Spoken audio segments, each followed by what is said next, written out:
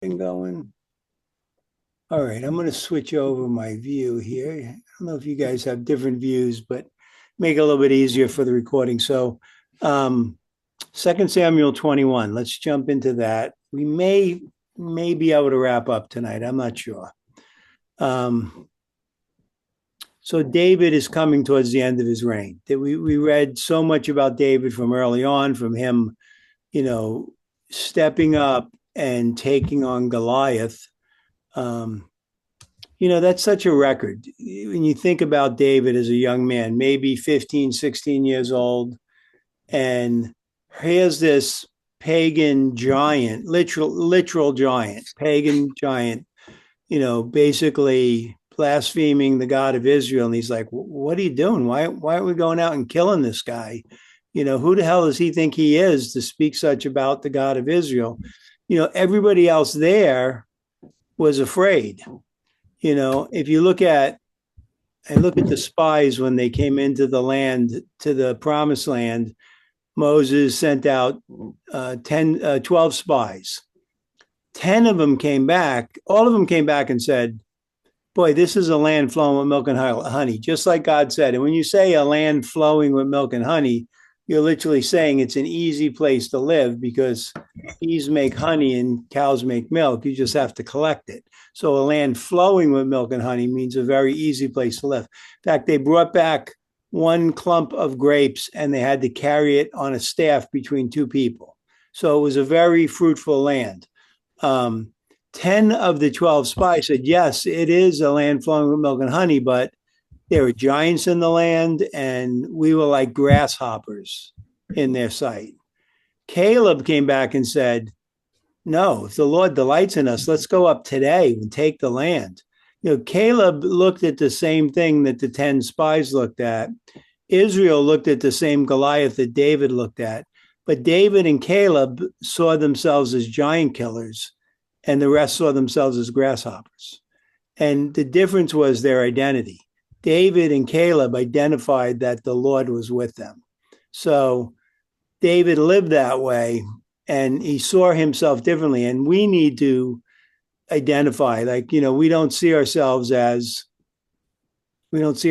grasshoppers. We don't see ourselves as victims. We see ourselves as victors, as giant killers. So chapter 21, verse 1 says, Then there was a famine in the days of David, 3 years, year after year. And David inquired of the Lord. And the Lord answered, It is for Saul and for his bloody house, because he slew the Gibeonites.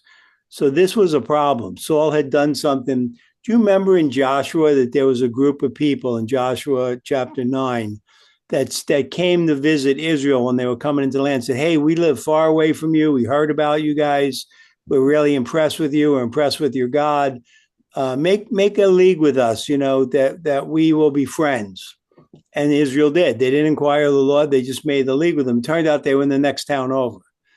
But they feigned themselves to have traveled a long way. They wore very old, dusty clothes. They had old crinkled up wine sacks, so it looked like they traveled for a long way. But they had made a promise to the Gibeonites that they would not slay them. And they said, well, because you deceived us, you'll have to be our servants, but we will not slay you. Well, Saul slew the Gibeonites, contrary to the promise that they made.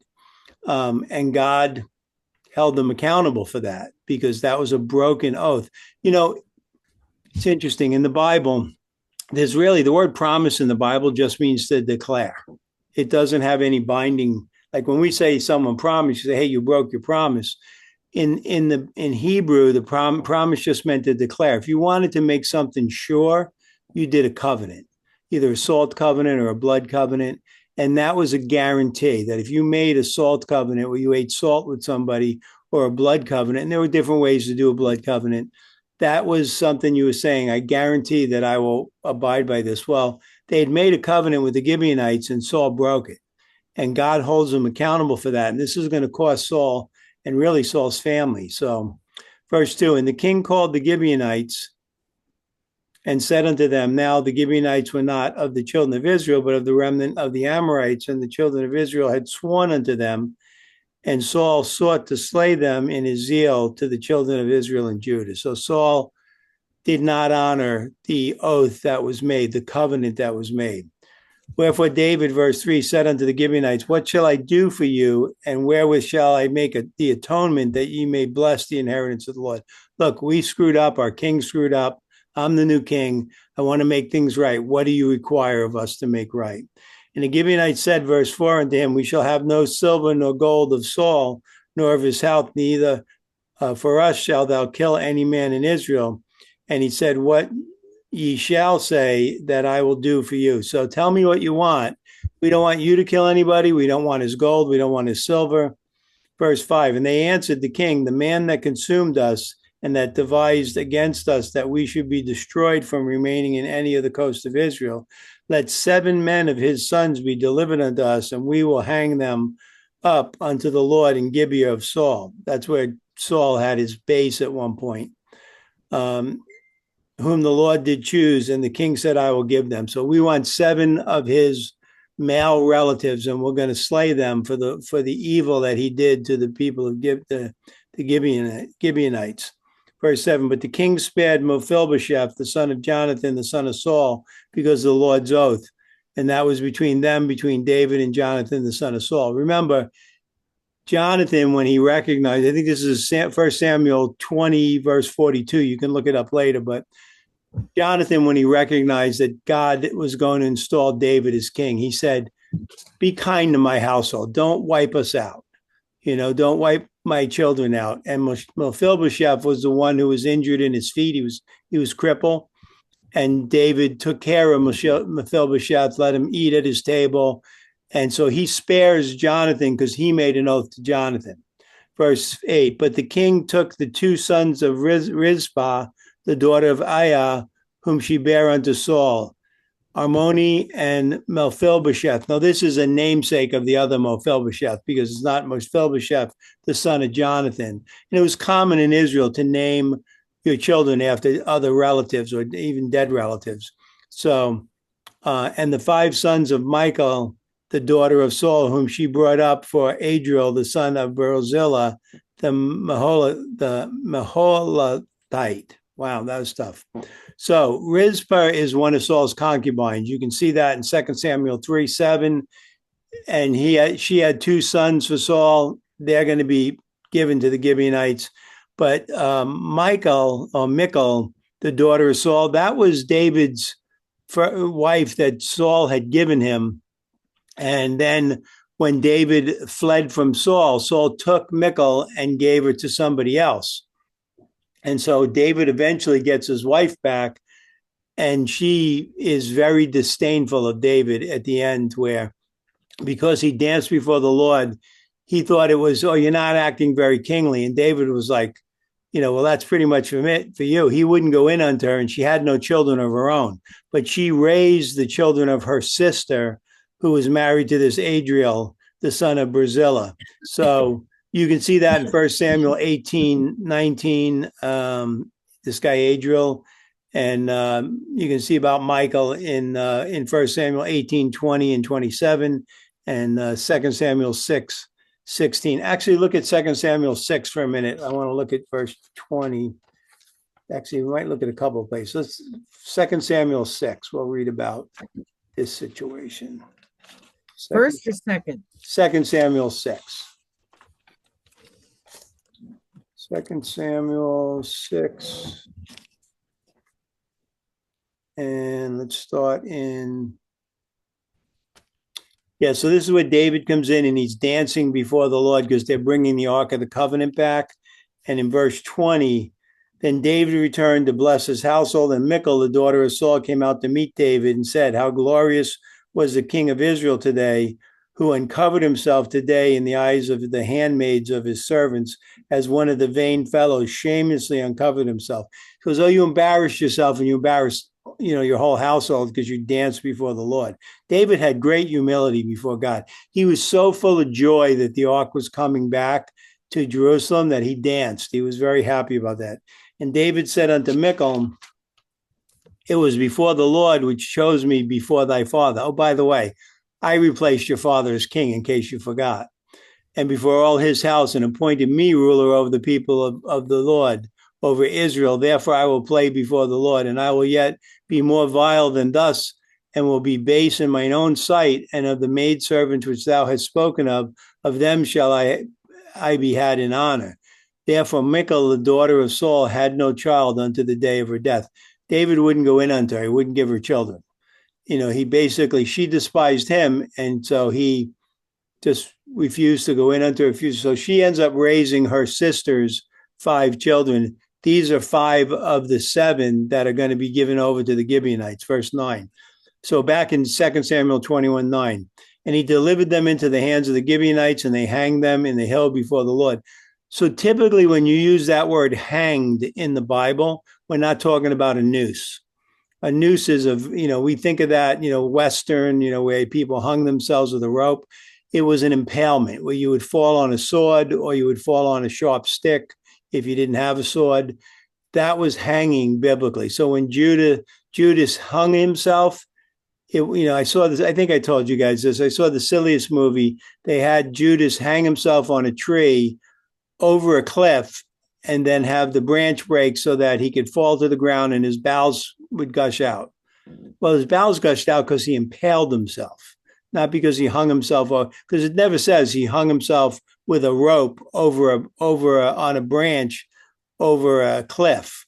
But they try to make something up so that they can make the word of God, because they didn't understand the Oriental word for hanging, what it meant.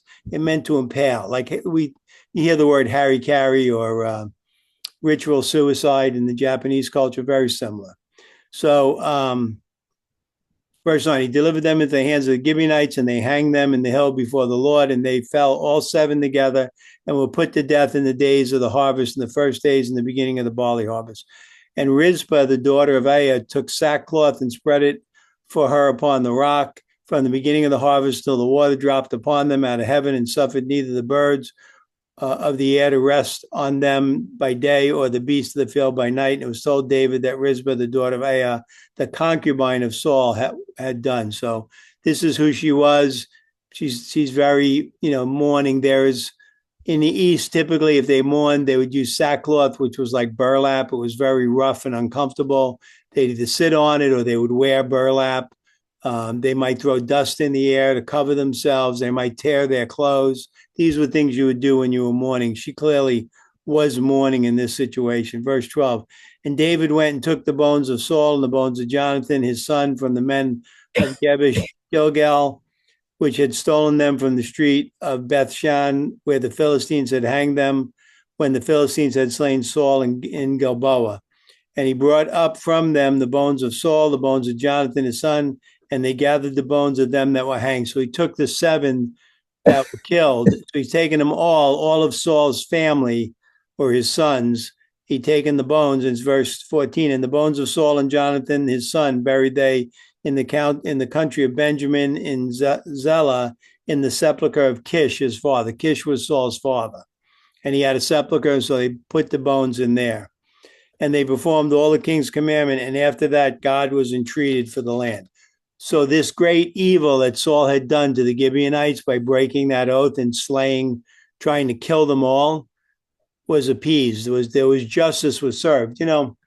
God is a loving God, but God is also a just God. And justice has to be served. I mean, we see that with the coming of the wrath, the righteous wrath of God that's coming in the book of Revelation. That's going to happen because the earth has earned God's righteous wrath. You and I will not go through it because we'll be raptured before that happens. We're saved from the wrath, not saved through the wrath or saved during the wrath, but saved from the wrath to come. That is definitely coming, God's righteous wrath, in the day of the Lord, written about in the book of Revelation. Chapter 21, verse 15. Moreover, the Philistines had yet war again with Israel, and David went down and his servants with him and fought against the Philistines, and David waxed faint. And Ishbenab, which was of the sons of the giant, the weight of whose spear weighed 300 shekels of brass in weight, he being girded with a new sword, thought to have slain David. So this is David fighting against the same tribe, the same people, right? Goliath of Gath. They were the sons of Anak. They were the giants, the Nephilim. Nephilim basically means fallen ones. Look at Numbers 13. Go back to Genesis, Exodus, Leviticus, Numbers 13. So when we're trying to define words in the Bible, we like to see where God uses them, and ideally where God uses them first, he will often define how he uses them. This was the record of Caleb and the other spies coming back and saying what they had seen. Verse 31, but the men that went up with him said, we be not able to go up against the people, for they are stronger than we. And they brought up an evil report of the land, which they had searched unto the children of Israel, saying, the land which we have gone to search it is a land that eateth up inhabitants thereof. And all the people that we saw in it were men of great stature. And there we saw the giants, the sons of Anak, which come of giants, and we were in our own sight as grasshoppers, and so we were in their sight. So these sons of Anak, these giants, or giants is Nephilim. It means fallen ones. There's a record in Genesis about the sons of God, referring to the angels, coming down and being with the daughters of men, and these giants were born of that. Nephilim, Raphalim is another word we hear, and I'm not sure the exact difference if it's those are like once removed from the Nephilim, but these were a line of giants that were in the earth at this time, and they tended to be with the Philistines, and we see David fighting against them, and many of David's mighty men fought against them as well and beat them, killed them. So this guy, Ishbi Benab, was the sons of the giant. So chapter 21, verse 16 in 2 Samuel. And he had this very heavy spear, very similar to what Goliath carried. Verse 17, but Abishai, the son of Zerah, succored him and smote the Philistine and killed him. This is Joab's brother, Abishai. He was one of David's mighty men. In 2 Samuel 23, you can read about his name. He's in verse 18, but in verse 8 it says, these are the names of David's valiant men, or David's mighty men. And there were only 37 of them. Uriah was one of them. Abishai was one of them. These were the guys God singled out and called David's mighty men. So Abishai, the son of Zeruiah, succored him and smote the Philistine and killed him. Then the men of David swear unto him, saying, thou shalt not go more out with us to battle, that thou quench not the light of Israel. Hey, you're king.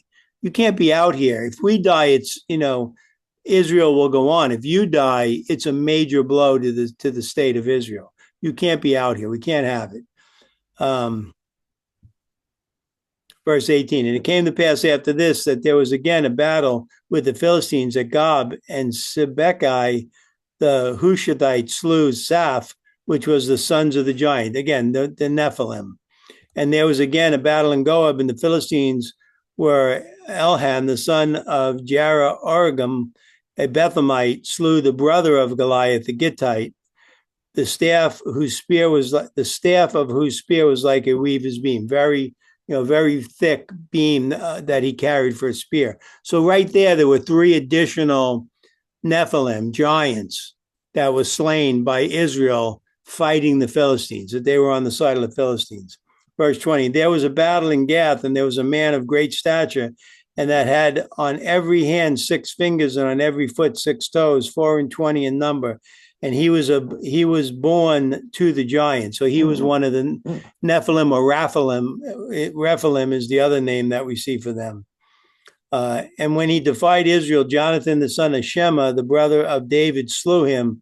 These 4 were born to the giant in Gath and fell by the hand of David and by the hand of his servants.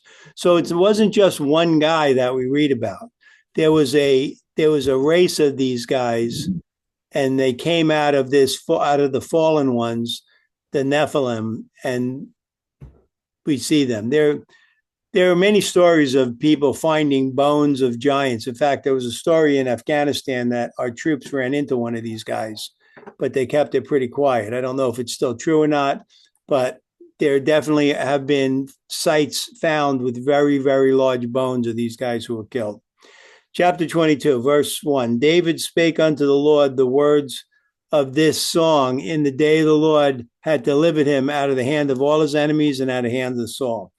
So this is really Psalm 18 we're going to read here, and you can go in Psalm 18 and read pretty much the identical to what we're going to read here. But we see David oftentimes declaring back to God the words that God had spoken to him or about him. When God declares something, he brings it to pass, right? God said, let there be light, there was light. When God said to Abraham, I've made thee a father of many nations, when Abraham didn't even have one child, Abraham believed God, and God brought it to pass through Sarah, right? He said it's going to happen through Sarah. Here, David begins to speak back, making declarations out loud in prayer or in public about what God has said about you is very powerful. The Psalms often are that, are David or the musicians who worked for David making these great declarations about God, speaking them back. So here it says, David spake unto the Lord the words of this song. The song is the Psalm. The Psalms was the original songbook in the Bible. Psalms is the book of Psalms, plural. An individual psalm like Psalm 18 is Psalm singular. It's one of the Psalms. It's Psalm 18. So he speaks this song, this psalm, in the day that the Lord had delivered him out of the hand of all his enemies and out of the hand of Saul. And he said, the Lord is my rock and my fortress and my deliverer. What a wonderful declaration to make. The Lord is my rock and my deliverer, my fortress. God is protecting me. He's making this, he's declaring this. And he said, the Lord is my rock and my fortress, my deliverer, the God of my rock. In him will I trust. He is my shield and the horn of my salvation, my high tower and my refuge, my Savior. Thou savest me from violence. What a wonderful confession. I will call on the Lord who is worthy to be praised. So shall I be saved from mine enemies. When the waves of death compassed me and floods of the ungodly men made me afraid. Ungodly is Belial, the children of the devil. Sometimes we end up in very dark places or very dangerous places.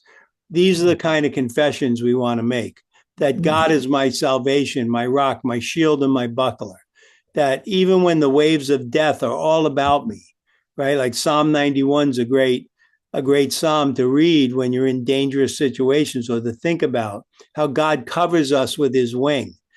God doesn't literally have a wing, but that's that wonderful figure of speech, condescensio, where we bring down God to the level of man or to the level of animals here, like a mother hen covering her chicks with the wing, to have God protect you and to have that imagery that God protects us like that.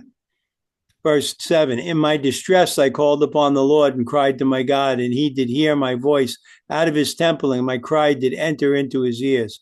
And the earth shook and trembled, and the foundations of heaven moved and shook because he was wroth. There went up smoke out of his nostrils and fire out of his mouth, devoured, coals were kindled by it. He bowed the heavens also and came down, and darkness was under his feet, and he rode upon a cherub and did fly, and was seen upon the wings of the wind. And he made darkness pavilions round about him, dark waters and thick clouds in the skies. Though the brightness before him were coals of fire kindled.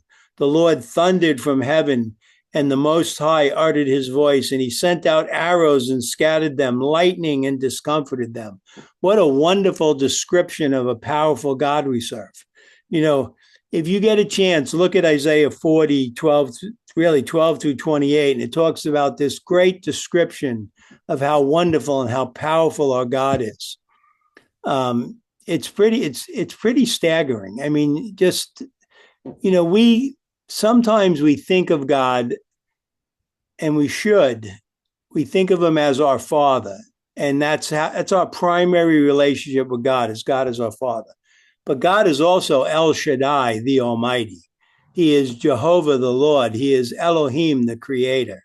Yes, he's our Father, and that's how Jesus Christ introduces us to God, as our Father. But he's also, it's like being, how would you even liken unto that? I mean, there's nothing on earth I could put to say, if you took, all the wealthiest, most powerful, strongest people on the earth and put them into one person, it would still fall so far short of how powerful our God is. But that's the God we serve. So yes, he's our Father, and we have entree to come into his throne room at any time, right? We are welcomed in there. We come boldly before the throne of grace. Hebrews tells us that we might find help in time of need. So he says, he sent out arrows in verse 15 and scattered them, lightning and discomfited them. God doesn't fight fair. When God wants to win a fight, he has air superiority, and he can send forth his angels, and he can do great damage that, no earthly king can do. Verse 16, and the channels of the sea appeared. The foundations of the world were discovered at the rebuke of the Lord, at the blast of the breath of his nostrils. Wow. We may have to take a separate night to look at this. What are the foundations of the world? There is a biblical cosmology on what the Bible talks about on how the world basically was created. And, when we look at Genesis, we see it says, and God, created the firmament, in the midst of the water, and divided the waters above the firmament from the waters below the firmament. And everybody's going, oh yeah, the firmament, that's earth. No, that was heaven. The firmament means the expanse. And we've learned, science tells us that our universe continues to expand. Well, God said that in Genesis 1. He called it the expanse. He made this expanse, and in there, he said, let dry land appear, and he called it earth. So that's the first time. In the beginning of the book of Genesis, when we read the word earth, it's talking about the planet. Later on, when we read the word earth, it's talking about dry land. And you have, by the context, it tells you which. But then it says, let all the waters under the firmament be gathered together in one place, and let the dry land appear. So God brought the waters together where we have our earth, and the dry land appeared. And then he made the earth habitable. But there is so much that there are so many great records that we could look at. We're going to have to do this separately. Maybe this is one of the things we'll do when we look at topics. Have you ever asked yourself, where did enough water come from that you could cover all the mountains of the world? And where did it go to? The Bible has answers to those questions. There was actually a flood before the time of Noah. In Genesis 1:1, and between Genesis 1:1 and Genesis 1:2, there was a cataclysmic event. Well, just look at that real briefly. We'll come back here. We're not going to go through the whole thing tonight. We're going to need a full night to look at that. But in Genesis 1:1, we read, in the beginning, God created the heavens and the earth. And then it says in verse 2, and the earth was without form and void, and darkness upon the face of the deep. The problem with that translation is there's no Hebrew word for the word is or was. It just doesn't, they don't have that word. It doesn't exist in Hebrew. To be, is or was, it's the word became. It's not the word was. It's the earth became without form and void. We'll see in Isaiah 45:18, it says God did not create it without form. It's not the way he created the heavens and the earth. It became that way. What could have caused such a cataclysmic event to take what God had created, because God's creation was originally perfect, and by verse 2 have it without form and void? We can look at that. The Bible has an answer to that. So we'll spend a separate night looking at that. We can do that either before or after when we look at the red heifer, but that's something that I think is really worth taking a look at, because you read it and it gives you an idea of things that science is just beginning to figure out, So, okay, back to 2 Samuel 22, verse 17. And he sent from above, he took me and drew me out of many waters. Verse 18, he delivered me from my strong enemy and from them that hated me, for they were too strong for me. Yeah, David did not have enough himself to prevail against Saul, but God made the difference. God put his thumb on the scale. And when it's you and God make a majority in any situation, in every situation. If God before you, who can be against you? David learned that. Verse 19, and they prevented me in the day of my calamity, but the Lord was my stay. Even when they were after me, even when they were trying to kill me, God was always my support. He brought me forth also into a large place. He delivered me because he delighted in me. And that's true of us. God delivers you because he delights in you. Verse 21, the Lord rewarded me according to my righteousness, according to the cleanness of my hands hath he recompensed me. For I have kept the way of the Lord and have not wickedly departed from my God. So he's declaring this. Now we know David made mistakes, but God didn't judge him. When God forgave David, God forgot. We're not able to do that, but God can literally forget your sin. So hang on a second. So God can forget your sin, and he did with David. And here we have David is like, I kept the ways of the Lord and have not wickedly departed from my God. And for all his judgments were before me, and as for his statutes, I did not depart from them. I was also upright before him and have kept myself from mine iniquity. And generally speaking, that was true. David made mistakes, but all in all, when God looks back over David's life, God calls him a man after his own heart. So even though we may make mistakes, we can get forgiveness, and God doesn't judge us on our single worst day. Praise God for that, huh? That we don't look back and say on our sin. If you're ever ministering to somebody who is condemning themselves, you should teach them about David, that God did not judge David by his single worst day. There were so many good things that David did that he didn't judge him that way. And that's important that we can know that too, that even when someone makes terrible mistakes, like the Apostle Paul, when he was Saul of Tarsus, was, committing Christians to death, dragging them back to Jerusalem to be put to death, he eventually became a great apostle for Jesus Christ. And God forgave him. God can forgive us too. Verse 24, I was also upright before him and have kept myself from iniquity. Therefore the Lord hath recompensed me according to my righteousness, according to my cleanness in his eyes, right? He doesn't see that sin he's covered. And with the merciful, thou wilt show thyself merciful. And with the upright, thou wilt show thyself upright. With the pure, thou wilt show thyself pure. And with the froward, thou wilt show thyself unsavory. For those that are crooked and evil, God will treat them differently than he does the pure and the upright. And the afflicted people will thou save, but thine eyes are upon the haughty, and that thou mayst bring them down, right? We're always humble before God, like David. We always humble ourselves before God. We don't think of ourselves as so important. We think of God as being so important. Verse 29, for thou art my lamp, O Lord, and the Lord will lighten my darkness. For by thee I have run through a troop, and my God, I have leaped over a wall. What a great verse. Physically, God has made David physically able. For by thee I have run through a troop, and by my God have I leaped over a wall. As for God, his way is perfect. The word of the Lord is tried. He's a buckler to them that trust in him. For who is God save the Lord, and who is a rock save our God? God is my strength and my power, and he maketh my way perfect. What wonderful declarations David makes in this. And this is Psalm 18. You can read the same thing in Psalm 18. Look at verse 34. He maketh my feet like hinds' feet, and setteth me upon my high places. You know those deer that climb up on the edge of a cliff and it looks like they're standing on nothing? Those deer are just, they can climb in places where their predators can't follow them. And the older deer, the hind deer, will literally reach out and they will test the rock with their front foot until they're sure it'll hold them. Then they'll take their back foot and put it exactly where their front foot was to support their weight. And they teach the younger hinds how to do the same thing. They watch them and they learn how to walk in this high place where their enemies can't get to them. He maketh my feet like hinds' feet, and setteth me upon my high places. He teacheth my hand to war, so that a bow of steel is broken by my arms.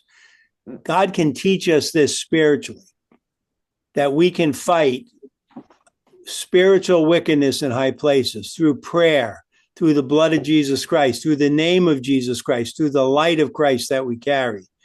We can speak words that God will send out those arrows. We can use the shield of faith to protect us against the fiery darts of the wicked. God can teach us how to war a spiritual warfare, like he taught David how to war a physical warfare. He make it, verse 35, he teacheth my hand to war, so the bow of steel is broken by mine arms. Thou hast also given me the shield of thy salvation, and thy gentleness hath made me great. Right? Even with all this, David being a man of war, God's gentleness was, he still had the heart of a shepherd. David kept that heart of a shepherd. He knew that he was there to take care of God's people. And we need to maintain that humble heart of a shepherd as well. Verse 37, thou hast enlarged my steps unto me, so that my feet did not slip. I pursued mine enemies and destroyed them, and turned not again until I have consumed them. And I have consumed them and wounded them, that they could not arise. Yea, they are fallen under my feet. For thou hast girded me with the strength to battle. Them that rose up against me hast thou subdued unto me. Thou hast also given me the necks of mine enemies, that I might destroy them that hate me. They look, but there was none to save, even unto the Lord, but he answered them not.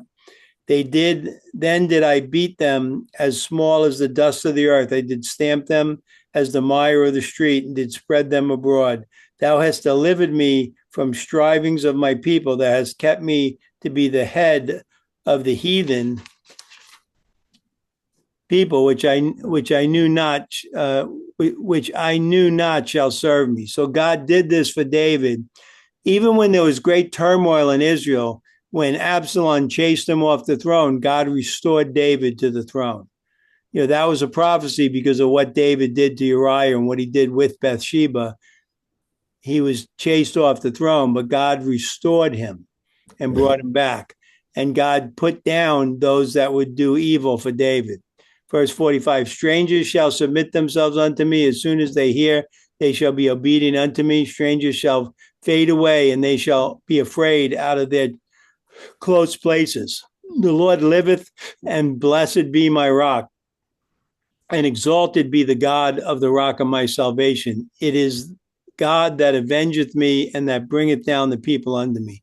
David never sought to take revenge on his enemies. Even the guy who was throwing rocks at him and cursing him when he was being chased out of Jerusalem, when he came back, he didn't kill that guy. Most kings would have killed that guy. David was like, I'm not going to do it.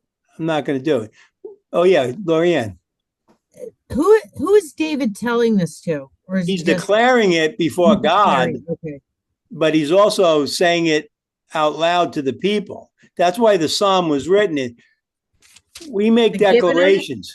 The Gibeonites? Is that who's? No, not at this point. Those guys, that was in the past. But here, when it says, it opens up. Let me see where it says. Yeah, chapter 22, verse 1. And David spake unto the Lord the words of this song, this psalm. It was being spoken to God. He's declaring what God has said about him back to God. It's very powerful. The difference between a song and a hymn, hymns are sung to God. We sing songs about God, we sing songs about Christ, but when we sing a hymn, it's about him. Different hymn, H-I-M, it's capital H-I-M.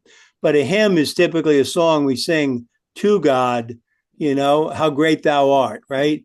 We're singing to God. We make these declarations. Words are powerful. Israel had 10 spies that said we're grasshoppers in their sight. And they had 2 men, Caleb and Joshua, that said, let us go up right now. We're ready to take them. They saw themselves as giant killers. The rest of Israel saw themselves as victims. When David showed up and Goliath was blaspheming God, he was like, I'll take that guy on right now. And they were like, what, are you kidding? You're a kid. And he said, look, I'm not going to put up with this. I'll fight him right now. And David did, and David won. The declarations that we make, what we believe, what we speak out publicly, create our reality because it's our identification.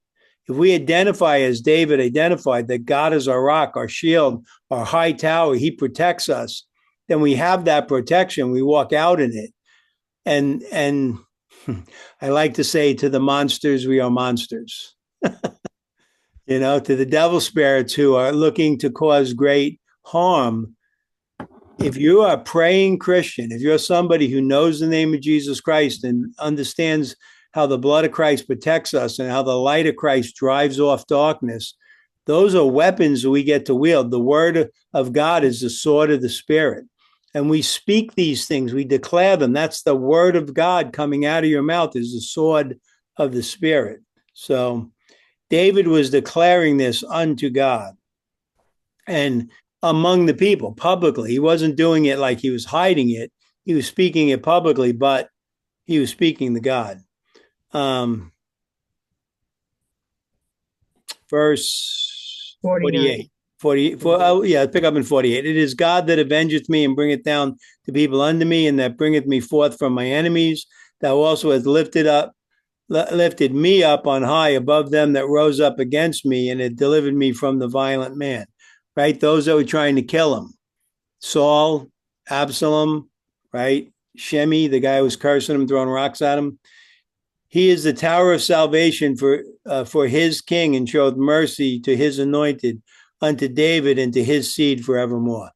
God has promised David that his kingdom would have no end. Now, it seems like there's been an end because there's not a king currently sitting in Israel, but that throne is reserved for Jesus Christ. And when Christ comes back to rule over Israel, he will sit on the throne of David.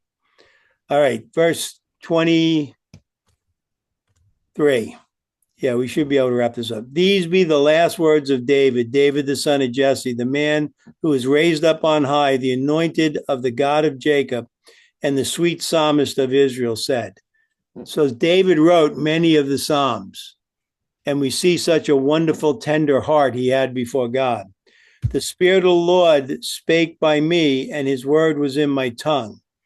The God of Israel said, the rock of Israel spake to me, and he that ruleth over men must be just, ruling in the fear of God. What great advice for anybody who rules a kingdom, whether you're a president or a chancellor or a king or a prince.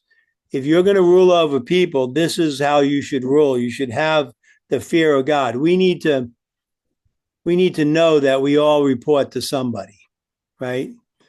What did the atheist philosopher Nietzsche say? Without God, all things are permissible. It's true. I mean, there's no morality outside of God. People like to think there is. Atheists will say, "Oh, I'm a moral person," but the morality comes from the Bible.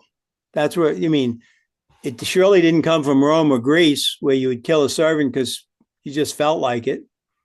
Right? You can't do that in a moral society. And the Western morals come from a biblical foundation. And that's true. Even Nietzsche agreed with that. Nietzsche saw the need for a religion because that's where our morals come from, even though he was an atheist. Verse 3, and the God of Israel said to the rock of Israel, spake to me, he that ruleth over men must be just, ruling in the fear of God. Amen. And he shall be as the light of the morning when the sun riseth, even a morning without clouds, as the tender grass springeth out of the earth by clear shining after the rain. Although my house be not so with God, yet he hath made with me an everlasting covenant, ordered in all things to be sure. For this is all my salvation and all my desire, although he maketh not to grow. So God had promised David that he would make God made a covenant with David, and he established his kingdom. And even though it's going to be established initially under Solomon, we'll see that as we get further along, that Solomon will reign after him. The kingdom will eventually split again, and there'll be many kings from Israel and many kings of Judah. That will eventually come back together under Jesus Christ. But Jesus Christ will rule over the whole earth from Jerusalem.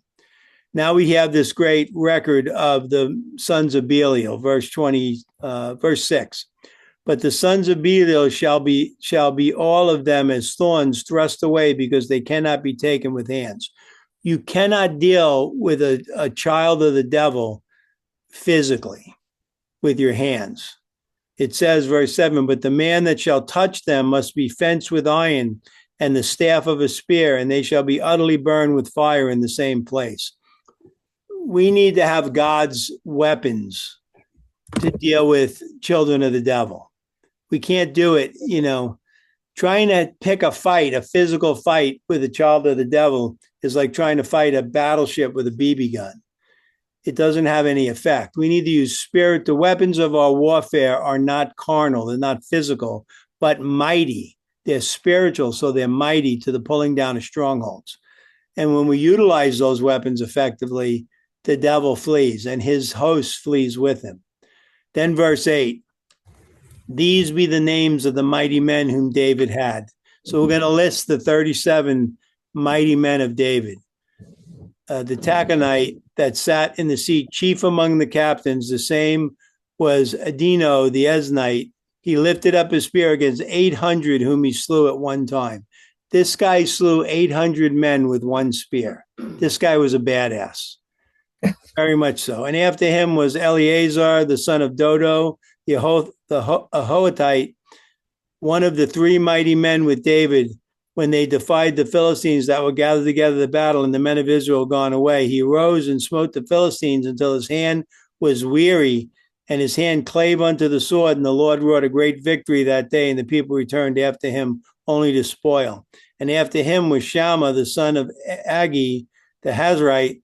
The Philistines were gathered together into a troop, where there was a piece of ground full of lentils, and the people fled from the Philistines, and he stood in the midst of the ground and defended it and slew the Philistines, and the Lord wrought a great victory. And the 3 of the 30 chiefs went down and came to David in the harvest time in the cave of Adullam, and the troops of the Philistines pitched in the valley of Rephaim. So this is what David, when he was spending time in that cave where he met Saul and could have killed him but didn't. And David was then in the hold in the garrison, and the Philistines were then in Bethlehem. And David longed and said, oh, that one would give me drink of water of the well of Bethlehem, which is by the gate. David's just saying this really casually, not thinking of the consequences. Oh my God, would I love to get a drink of water from the well that's at the gate in Bethlehem. And David, verse 16, and the 3 mighty men break through the host of the Philistines and drew water out of the well of Bethlehem that was by the gate, and took it and brought it to David. Nevertheless, he would not drink it thereof, but poured it out unto the Lord. And he said, be it far from me, O Lord, that I should do this. Is not this the blood of the men that went in jeopardy of their lives? Therefore he would not drink it. These things did these 3 mighty men.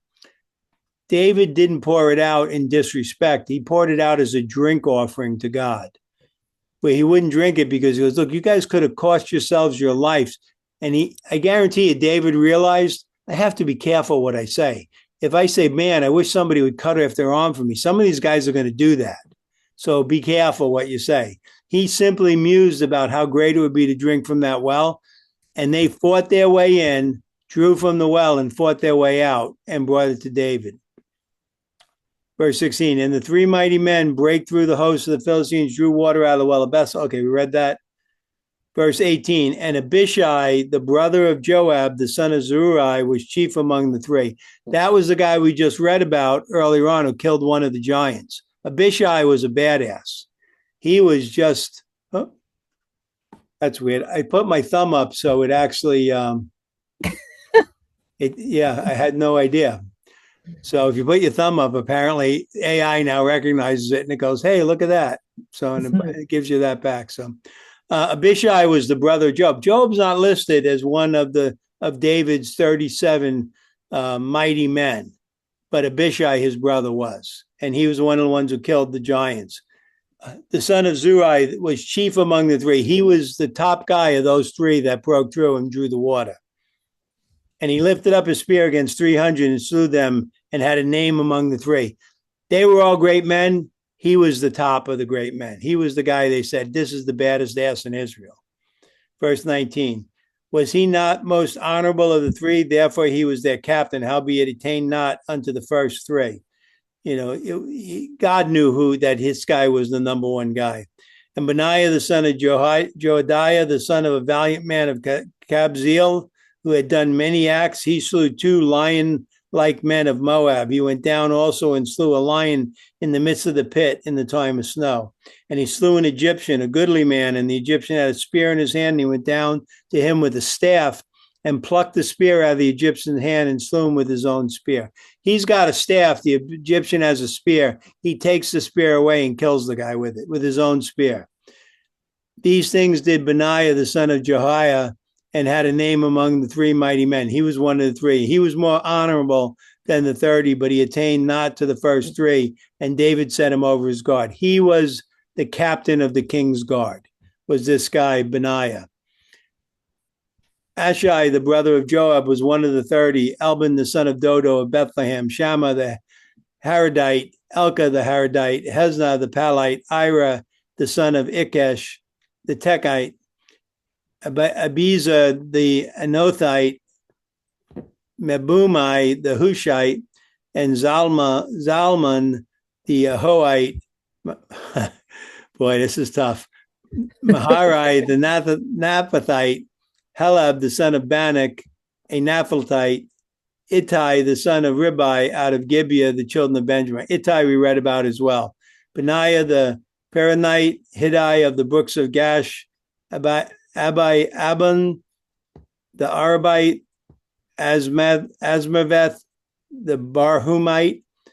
Boy, I'm going to need to relax my tongue after this one. Eliab, the Shalbanite, the son of Jashen, Jonathan, and Shammah, the Harite. Ahiam, the son of Shara, the Harite. Elphahelet, the son of Abeshbai, the son of Makathite. Eliam, the son of Ahithophel, the Gibeonite. Hezra, the Carmelite. Para, the Arbite. Ilgal, the son of Nathan of Zobah. Benai, the Gadite. Zalek, the Ammonite. Narai, the Berathite. Armor bearer to Joab, the son of Zerai. So this guy Zalek was Joab's armor bearer. Ira, the Itharite. Gareb, an Itharite. And Uriah, the Hittite, 37 in all. It's amazing that the last name there is Uriah, the Hittite. He was the one that David had put to death because he slept with the guy's wife. I'm trying to think. We got about, well, let's move on. Let's see if we can finish this off tonight. So verse 24. And again, the anger of the Lord was kindled against Israel, and he moved David against them to say, go number Israel and Judah. So this is a figure of speech. When it says God does something evil, remember in Israel, they were not allowed to mention the names of other gods. So they didn't understand what you and I understand about the devil. They were, in fact, if the devil got all the press for the things he did in the Old Testament, there may be more written about him than written about God. So God didn't let them mention the names of other gods. So what they did is when something evil would happen, they would still ascribed it to God, whereas it's the active for the passive. So they'll put it actively as if God did it when God simply allowed it to be done because of reasons. God had his reasons here. He allows it to be done, but it's not God doing evil. It's God is allowing this to happen. Verse 2, for the king said to Joab, the captain of the host, which was with him, go now throughout all the tribes of Israel, from Dan even to Beersheba, and number ye the people, that I may know the number of the people. Why would you do that? The only reason to know that is you're not trusting God, you're trusting in your army. Well, if I have, 1 million people and the Philistines only have 500,000, then I can beat them. Well, you can beat them anyway if God's with you, even if you have one guy, right? If you have Samson, right? God can do what God wants to do with whoever will believe God. Verse 3, now Joab said unto the king, now the Lord thy God add unto the people how many soever they be, 100-fold, that thine eyes of my Lord the king may see it. And why dost my Lord the king delight in this thing? Why do you care how many people there are? Notwithstanding, the king's word prevailed against Joab and against the captain of the host. And Joab and the captain of the host went out from the presence of the king to number the people of Israel. And they passed over Jordan and pitched in Arah on the right side of the city at Lyth in the midst of the river of Gad towards Gazer. And they came to Gilead and to the lands of the Tahushi. And they came to Dan, Jan, and to Zidon. And they came to the stronghold of Tyre and to all the cities of the Hittites and of the Canaanites. And they went out to the south of Judah and to Beersheba, so further all the way down south to all the way up north. And when they had gone through all the land, they came to Jerusalem at the end of 9 months and 20 days. And Job gave up the sum of the number of the people unto the king. There were in Israel 800,000 valiant men that drew the sword, and the men of Judah 500,000 men. So these two divisions of Israel, the 10 northern tribes, and Judah, the 2 southern tribes, 800,000 men that could be called up for the draft, men that could fight. And in Judah, 500,000 men. Verse 10, and David's heart smote him after he numbered the people. And David said unto the Lord, I have sinned greatly in that I have done. And now I beseech thee, O Lord, take away the iniquity of thy servant, for I have done very foolishly. And when David was up in the morning, the word of the Lord came unto the prophet Gad, David's seer, saying, Go and say unto David, Thus saith the Lord, I offer thee 3 things. Choose thee one of them, that I may do it unto thee. So Gad came unto David and told him and said unto him, Shall 7 years of famine come unto thee in thy land? These are the consequences of what you just did, David. You can have either 7 years of famine, or wilt thou flee 3 months before thine enemies? Or for 3 months your enemies are going to beat you.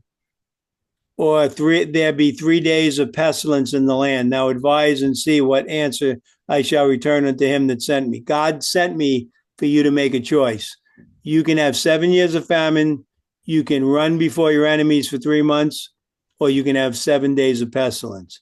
And David said unto Gad, I am in a great strait. Let us fall now into the hand of the Lord, for his mercies are great. Let me not fall into the hand of man. So the Lord sent a pestilence upon Israel from the morning even to the time appointed. And there died of the people from Dan to Beersheba 70,000 men. So David's count no longer matters, because he took 70,000 men out of Israel. And when the angel stretched out his hand upon Jerusalem to destroy it, the Lord repented him of the evil. And he said to the angel that destroyed the people, It is enough, stay now thy hand. And the angel of the Lord was by the threshing place of Arner the Jebusite. And David spake unto the Lord when he saw the angel that smote the people, and said, Lo, I have sinned and I have done wickedly. But these sheep, what have they done? Let thy hand, I pray thee, be against me and against my father's house. And Gad came that day to David and said unto him, Go up, rear an altar unto the Lord in the threshing floor of Arner the Jebusite. And David, according to the saying of Gad, went up as the Lord commanded. And Arner looked and saw the king and his servants coming towards him. And Arner went out and bowed himself before the king on his face to the ground. And Arner said, Wherefore is my lord the king come to his servant? And David said, To buy the threshing floor for thee, to build an altar unto the Lord, that the plague may be stayed from the people. And Arner said unto David, Let my lord the king take and offer up what seemeth good unto him. Behold, there be oxen for burnt sacrifices, and the threshing instruments, and the other instruments of the oxen for wood. So if they were going to make a burnt sacrifice, they would, and we see this with, I believe it was Elijah, when he was going to become the prophet, he sacrificed one of or a pair of the oxen that he was plowing with, and he took the instruments that they would use,